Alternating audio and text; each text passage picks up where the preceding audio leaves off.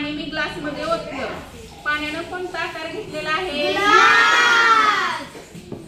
या बॉटल मध्ये आपण पाणी भरलेलं आहे.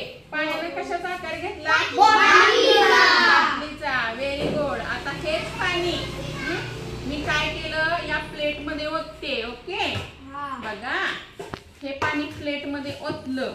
काय झालं रे पाणी? कोणता आकार घेतला पाण्यानं? पाणी आपण ज्यामध्ये ओतू त्याचा आकार पाणी घेतं. प्लेट मध्ये ओतला प्लेटचा घेणार, ग्लास मध्ये ओतला ग्लासचा, बॉटल मध्ये भरलं बॉटलचा, तांब्यात ओतलं तांब्याचा. पण तेच आता हे पीठ आहे, हे पीठ मी प्लेट मध्ये ओतते. बघा ओतलं का? पिठानं प्लेटचा आकार घेतला का रे? पिठाचा काय तयार झाला? ढीग तयार झाला. आता हेच पीठ मी ह्या ग्लास मध्ये ओतते. बघूया पीठ ग्लासचा आकार घेतय का आपण बघूया. घेतला का रे? काय झालं? ढीग तयार झाला.